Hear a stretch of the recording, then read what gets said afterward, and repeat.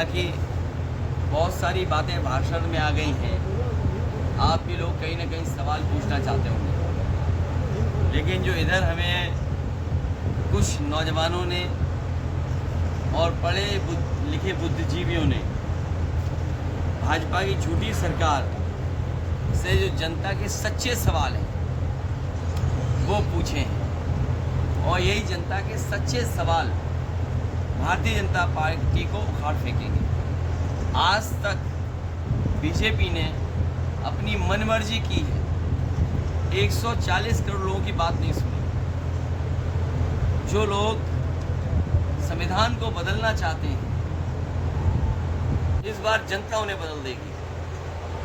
अभी तक हमने मन की बात सुनी, लेकिन इस देश की महान जनता, बाबा साहब भीमराव अम्बेडकर जी के संविधान पे चलने वाले लोग,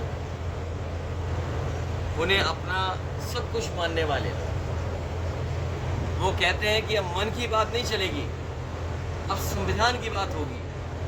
और भारतीय जनता पार्टी पता नहीं क्यों जब संविधान की बात आती है तो पीछे हो जाते हैं।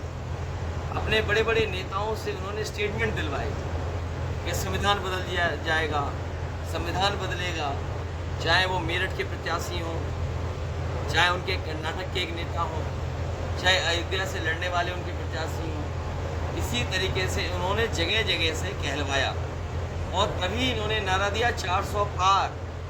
हमने अपने तमाम देश के वो लोग जो गंगा जमुनी तहजीब, जो मिली जुली संस्कृति पे भरोसा करते हैं, जो भाईचारे को अपने साथ समाज को और मजबूत बनाते हैं, उनको जोड़ करके हम लोगों ने कहा कि जो संविधान की बातें हैं वही बातें होंगी, और हम लोग संविधान को बचाने के लिए उनके साथ खड़े होंगे। समाज के लोग भी बड़े संख्या में हम लोग का समर्थन कर रहे हैं। इसलिए भाजपा की झूठी सरकार के जनता के सच्चे सवाल 100 से ज़्यादा हैं, 100 से ज़्यादा।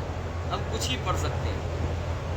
मान लो पहला सवाल यही हो सकता है जनता का कि हमारे प्रेस के लोगों को सच्ची बात बोलने से क्यों रोका गया, हमारे प्रेस के लोगों को सच्ची बात बोलने के लिए क्यों भारतीय जनता पार्टी ने समय समय पर रोका। इसी तरह भाजपा ने बिना जांच परीक्षण के कोरोना का जानलेवा टीका जनता को क्यों लगवाया। भाजपा ने कोरोना की वैक्सीन बनाने वाली कंपनी से करोड़ों रुपए खाकर जनता के जीवन को जोखिम में क्यों डाला। भाजपा ने मानकों पर खरा उतरे बिना समर्थकों की दवाई व अन्य उत्पादकों को बिकने क्यों दिया। तो ये ऐसे बहुत सारे सवाल हैं जो सच्चे सवाल जनता भारतीय जनता पार्टी से पूछ रही है। यही नहीं,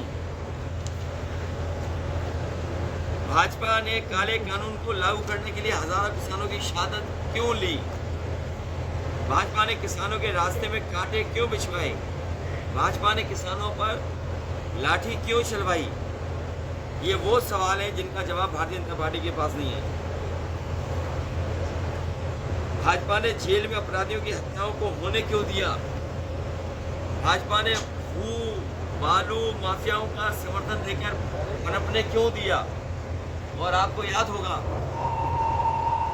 मध्य प्रदेश का एक नौजवान यहाँ पर अग्निवीर की भर्ती देखने आया था और यहाँ की पुलिस ने उसको बस से उतार करके उसका एनकाउंटर कर दिया। बाद में जब उसके परिवार के लोग गए, हाई कोर्ट में एफआईआर दर्ज कराई, उसके बाद आपको पता होगा कि बड़े पैमाने पे सिपाहियों को जेल जाना पड़ा। सवाल कांस्टेबल और सिपाहियों का नहीं है, सवाल है नियत सरकार की क्या रही है। बड़े अधिकारियों के खिलाफ क्यों कार्रवाई नहीं की। अगर उस गुर्जर परिवार की किसी ने मदद की थी, उसकी माँ को बुला करके मैंने पूरी कहानी सुनी थी। माँ ने बताया कि जब पुलिस ने गोली मार दी और पुलिस को लगा कि गलत व्यक्ति के गोली मार दी, तो परिवार के लोगों को बिना बताए वो यहाँ अस्पतालों में इलाज कराते रहे। अगर सही तरीके से इलाज हुआ होता तो उसकी जान नहीं जाती। सरकार ने मदद नहीं की। उस परिवार की मदद हमने 5 लाख रुपए देकर के मदद की थी। वो गुर्जर समाज का बेटा था, वो यूपी में अग्निवीर भर्ती के लिए आया था, मध्य प्रदेश का रहने वाला था।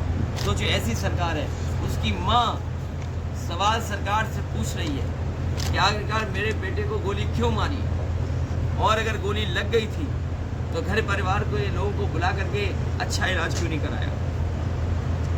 भाजपा ने सीसीटीवी कैमरे के सामने चंडीगढ़ मेयर चुनाव में धांधली होने क्यों दी। भाजपा ने सूरत और इंदौर में चुनाव जीतने के लिए नाजायज रास्ता क्यों अपनाया, अभी एक जगह और जीत लिया। भाजपा ने सरकारी एजेंसियों को अपने एजेंट के रूप में विपक्ष और विरोधियों के खिलाफ इस्तेमाल क्यों किया। भाजपा ने विपक्ष को बदनाम करने के लिए झूठे खबरें फैलाने क्यों दी। जिसका दाना उसका गाना। भाजपा ने जब अपने पिछले वादों को जुमला कहकर जनता को धोखा दिया, तो अब गारंटी के नाम से नए झूठे वादे क्यों किए। और बीजेपी की हर बात झूठी निकली, उनके झूठे वादे निकले।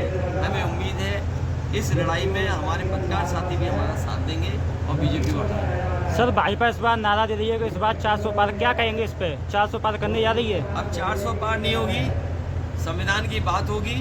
ये संविधान बदलना चाहते हैं, जनता इन्हें बदल देगी। इस बार 400 हार होगी। अच्छा जी, बीजेपी ये युवाओं को रोजगार के मुद्दे पे और नौकरियों के मुद्दे पे आप क्या कहना चाहेंगे? हम सबको नौकरी दे देंगे, रोजगार दे देंगे। अध्यक्ष जी, क्या लगता है कि आने वाले लोकसभा चुनाव में इंडिया गठबंधन कितनी सीटें जीत सकता है? एक के अलावा, एक में लड़ाई है, बाकी सब सीटें इंडिया गठबंधन जीतना है। और एक में इस बार बनारस के लोग ऐसा हराने जा रहे हैं जैसे वो क्यूटो ढूंढ रहे हैं, क्यूटो वैसे ही वोट मिलेंगे वहाँ। अच्छा जी, अगर इंडिया